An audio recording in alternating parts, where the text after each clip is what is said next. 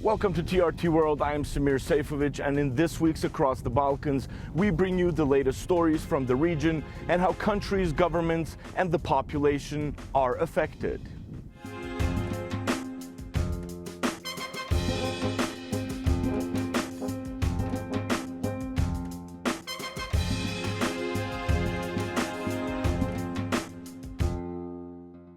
Russia is accused of interfering in elections in Romania and Moldova. From banned candidates to paramilitary training, Adam Amunu has the latest. Brădenca may look like an unassuming, quiet village in eastern Serbia, but it's one of the places in the Balkans where Russians allegedly trained Moldovans in disruption tactics ahead of the country's 2024 presidential election. This was reported after a recent probe by the Balkan Investigative Reporting Network, a group of local non-governmental organizations promoting freedom of speech and human rights. Also involved was Accusations, an independent media organization that investigates corruption and misinformation in Moldova. The training is believed to have happened from August to October 2024. In October, Moldova's Secret Service identified 13 people involved in the camps in Bosnia and Serbia. Tipped off by Moldova's Security Intelligence Service, special organized crime prosecutors opened an investigation in September. It led to a trial of 3 trainees who were charged with plotting mass disorder, which began in spring. In November last year, Across the Balkans reported that Bosnia had detained a Russian man suspected of training Moldova's pro-Russia activists. Pro-Russian officials in Moldova and Republika Srpska have pushed back against claims about the existence of the training camps. Last year, President Maia Sandu secured a second presidential term and won a tightly contested referendum that amended the constitution to enshrine Moldova's path towards EU membership. But the referendum was accompanied by allegations of Russian interference, including vote buying, disinformation, and cyber attacks. The Moldovan government suggests the threat hasn't gone away. On Wednesday, Sandu warned Russia could again use tactics to threaten parliamentary polls due in September. The stakes have never been so great, as Sandu's government hopes to steer Moldova further towards EU membership, an aspiration underscored by both sides during the first EU-Moldova summit, which took place last month. Moldova faces a political crisis that raises the question of whether it can protect its electoral integrity against foreign influence. Once again, it sits at the political intersection between Europe and Russia, where it will have to fight for the struggle to decide its own future. Adam Amunu, Across the Balkans. We speak to investigative journalist Irvin Pekmez for deeper insight into Russia's role beyond the borders of Romania and Moldova in the region. Mr. Pekmez, thank you very much for the time. You have been an investigative journalist in the Balkans for quite some time, particularly following the Russian influence in the Balkans. Why is this influence important to be monitored in the Balkans, and what could be its effects and consequences?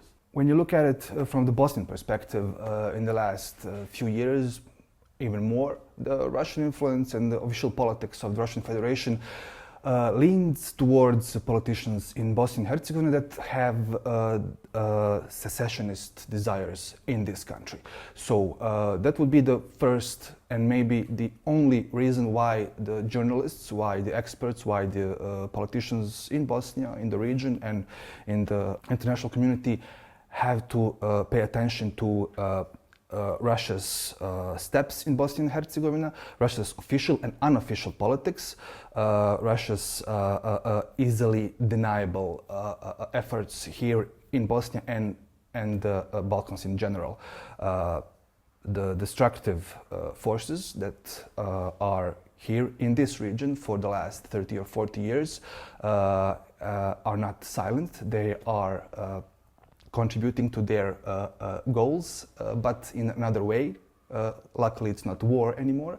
And the Russian Federation is holding on to those efforts because the most easy way for the country as a Russian Federation to gain its goals in some part of the world is to pick the fruits of the existing conflict.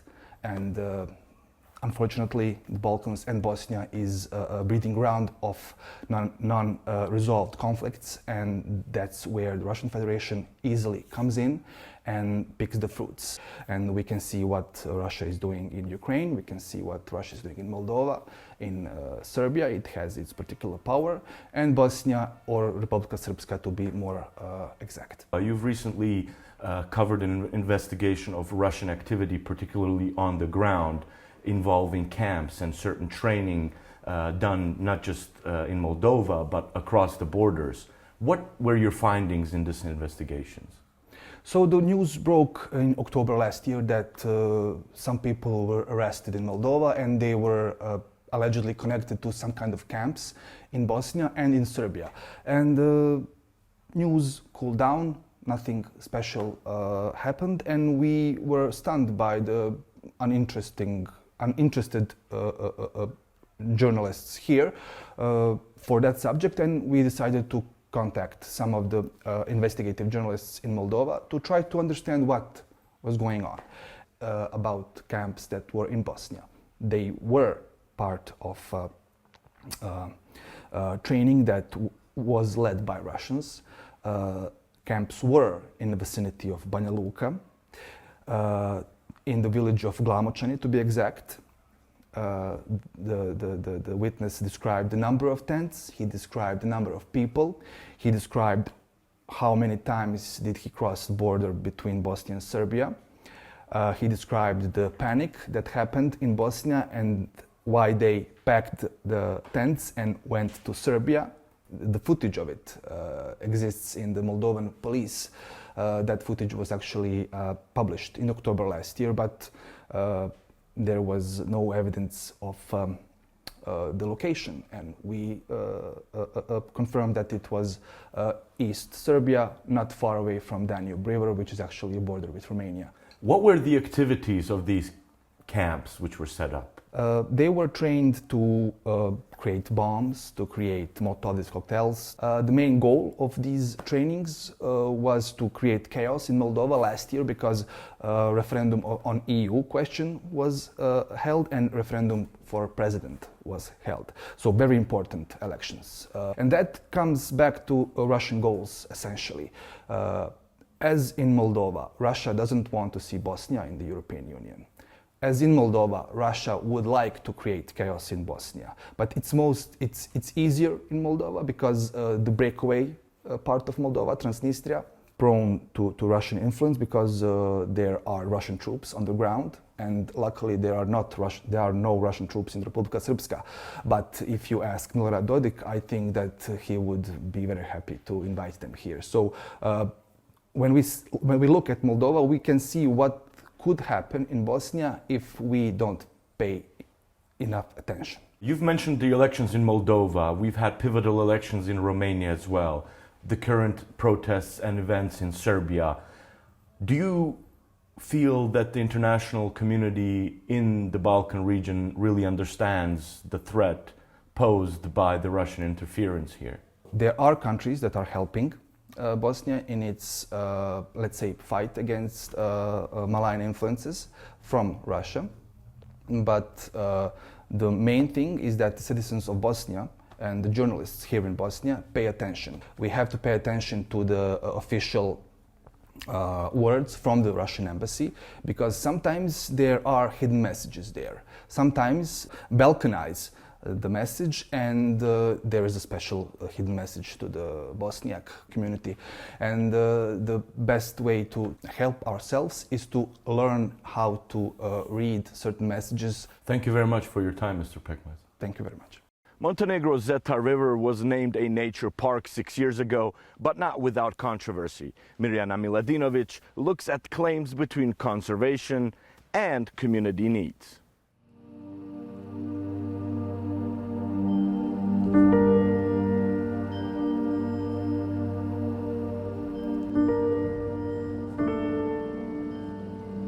Zeta, a river that snakes through Montenegro's heart, is rich in biodiversity, history, and life. For centuries, it's been the lifeline of towns like Danilovgrad and Podgorica. but it's been at the center of a different kind of story, one about protection, politics and power over land. In 2019, the Montenegrin government officially declared Zeta River and land around it a nature park, a move aligned with the global conservation goals. It spans 3 municipalities, but is mostly in Danilovgrad. And while this may seem a step toward environmental progress, the process left many feeling excluded and angry. Nothing has been done to promote, implement the decision, or valorize the nature park. Meanwhile, landowners within the park are not allowed to build, cannot use water from the river, and if they engage in agriculture, must comply with strict organic production regulations. Ja bih tu dao konstataciju jednu da je prebrzo urađena odluka. Znači da je odluka vrlo komplikovana, vrlo kompleksna odluka rađena možda samo pola godine ili manje od pola godine i da je takva odluka usvojena. Ovo što ste pomenuli, bilo je javnih rasprava, bilo je razgovora sa građanima, ali ne u toj mjeri u kojoj je trebalo da bude. In a region still grappling with post-Yugoslav transition, land isn't just a land. It's history, legacy and livelihood. Here, the decision to declare a nature park didn't apply to public property. It applied to people's homes and farmland. Ovdje govorimo o zaštićenom području na privatnoj svojini. Znači privatnoj svojini fizičkih, vrlo malo pravnih lica, ne govorimo o državnoj imovini. Ne možemo da napravimo paralelu između nacionalnog parka Durmitor ili parka prirode Piva, gdje govorimo o državnoj imovini. Govorimo o imovini i svojini lica, to jest naših sugrađana. In the years since, the controversy hasn't died down. It's grown into protests, legal battles, and public mistrust. One of the key voices behind the park's vision and initiators of the idea itself is biologist Vuk Ikovic. For him, this isn't just about environmentalism, it's about opportunity.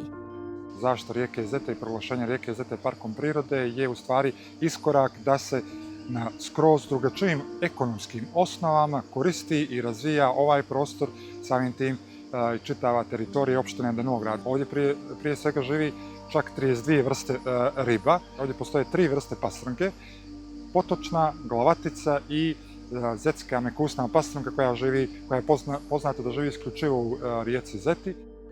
His vision was to include local people in ecotourism, river-based recreation and conservation that pays off. Kroz korišćenje svojih imanja, kroz pružanje različitih rekreativnih, sportskih, edukativnih, ribolovnih sadržaja na rijeci Zeti i računica koja je urađena tada je da rijeka Zeta opštini može na godišnjem nivou da donosi najmanje 1 milion eura, znači kroz Danilovgrad. But that potential was lost in bureaucracy and in the absence of communication.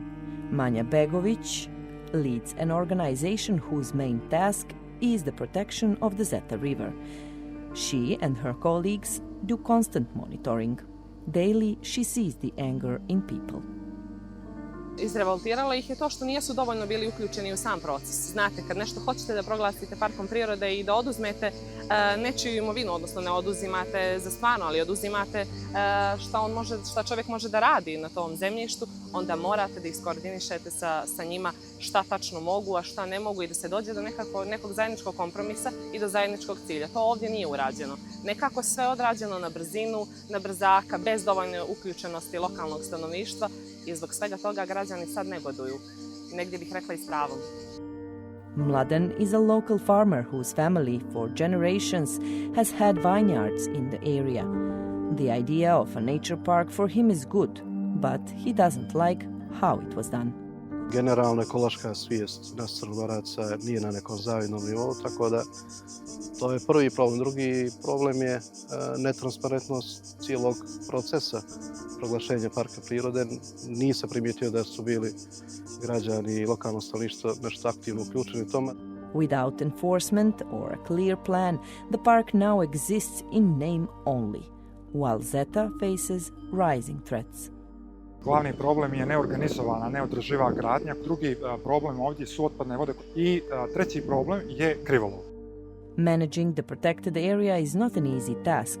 It requires a lot of knowledge, money, and human resources, says ecologist Marija Vugdelić.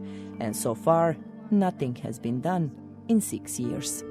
Maybe the main reason behind that is maybe the lack of capacities, because managing a protected area requires very specific, if I can say, set of skills, very multidisciplinary set of skills. You cannot be just, I don't know, biologist or ecologist. You need to tackle all the social and economic aspects of the area.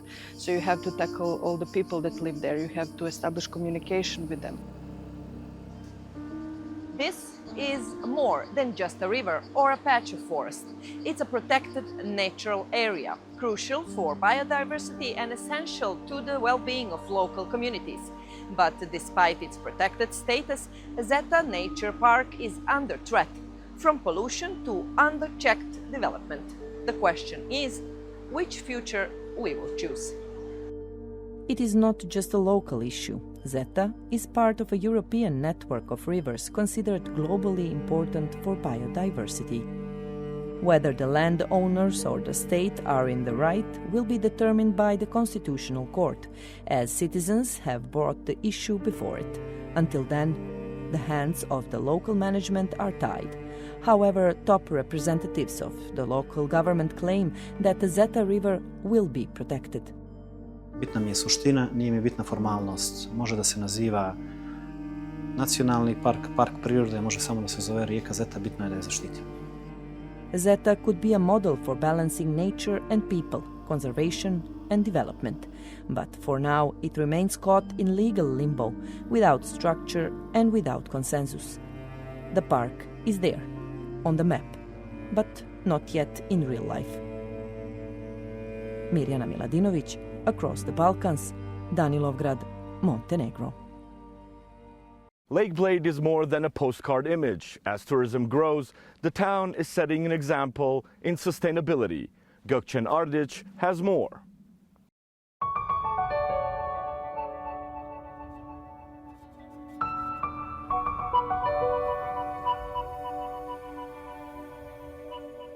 Lake Bled. Serene, iconic and tucked between the Julian Alps and Slovenia's Green Heart. A postcard image. But its beauty runs deeper. It's where sustainability, tradition and community are written into the landscape. From above, Bled seems timeless. But like many popular destinations, it has had to navigate the pressures of modern tourism and find balance. That balance began with a bold shift in how the town approached tourism. Over a decade ago, we were starting to experience a bit of over-tourism. It was a sudden growth that we were not prepared for, to be honest. The national scheme is actually helping all the destinations in Slovenia who are committed to sustainability to be able to tackle little issues and then follow the small steps on the way to become sustainable, if not yet, or at least to be able to manage it better, to communicate it better, and in the end, of course, market it better. That approach, rooted in communication and collaboration, has shaped the way this community now welcomes the world. Showing respect and expecting the same in return is essential. Sustainability is very natural to us. It's our way of life in a way. So where we were maybe struggling, or the steps that we had to take were actually to communicating that message and our way of life to our guests. We were trying to make a network between hoteliers, between local craftsmen, between farmers, to actually offer the sustainable options. So anything from arts and crafts to food, to the served food or even souvenirs, and then of course experiences as well.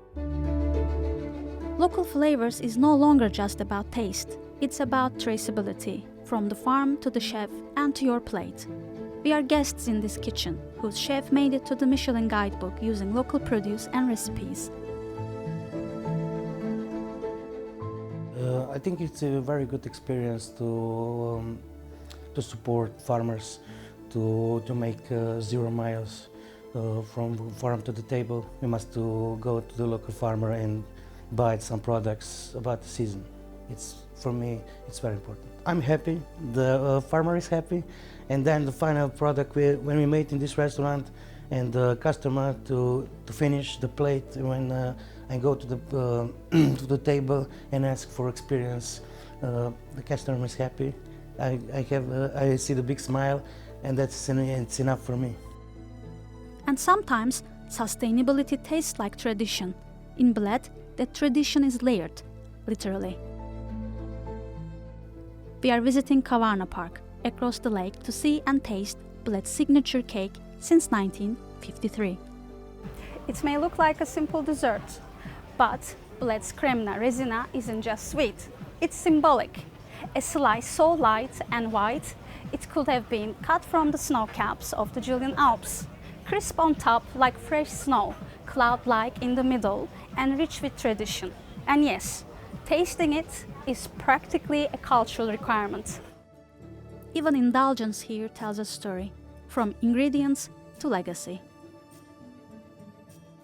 A pastry chef coming from today's Serbia started experimenting here with a local old dessert which he used to do back home.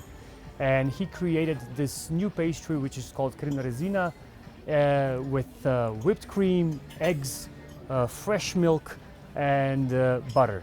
That's all he used, and the same local ingredients are actually used to this day. We have created more than 16 million of these cakes, and if you put those cakes in a row, it will build a wall 8 meters high around our beautiful Bled Lake. Above the lake, history leaves its mark letter by letter. We made our way to the Bled Castle to see it up close, and visited the printing shop for a glimpse into the past. Pretty much here we tried to replicate how they printed all the way back in 15th century. So Johannes Gutenberg sort of invented the process. Handmade paper and letters we put together one by one. The reason we're here is because Primož Trubar, Slovenian Protestant priest, printed first Slovenian books using the exact same technique around 100 years after Gutenberg. More than nostalgia, it's heritage that's still being passed from hand to hand.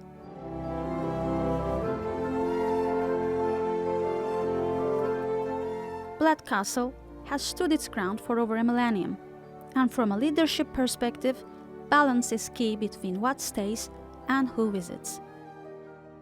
Seveda je Bled nekaj najbolj čudovitega, kar lahko človek doživi, in nikakor ni na Bledu samo jezero in pa Bledski grad, kot morda nekateri zmotno mislijo. Lahko pa povem, da moramo paziti, da je neko pravo ravnovesje med domačini in turisti, kajti tudi domačini so tule 365 dni v letu in zato se iskreno trudimo, da naredimo neki pravi balans, kot temu rečemo.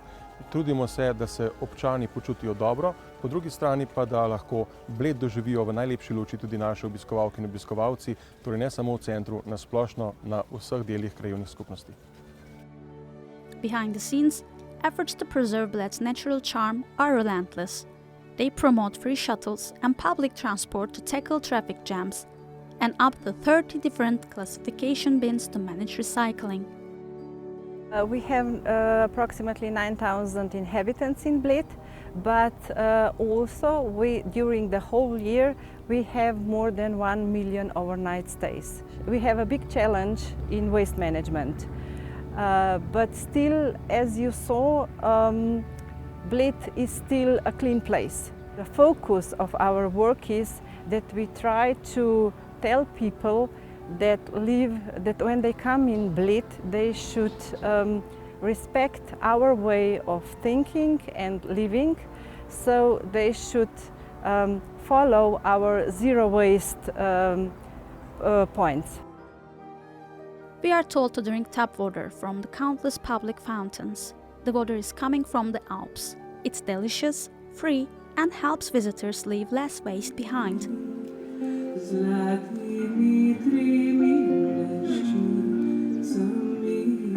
Summer concerts in Bled serve as a tapestry of sound, light, and tradition, rooted in the rhythms of Slovenian culture and serenity. But the most anticipated event of the year is the Candlelight Festival on the lake. The candles are made by this gentleman, using only natural materials. We board a boat for one final journey, guided by a local who reminds us that hospitality, like the lake, runs deep.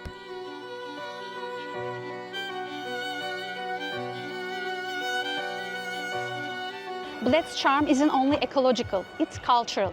As more travelers seek sustainable and meaningful experiences, this town is showing how tourism, nature and local culture can thrive side by side. Our Captain Boyan is happy as we finish lighting all the candles. We are very lucky. Yes, you are. Okay, let's do it. He tells us stories and generously shares his wisdom.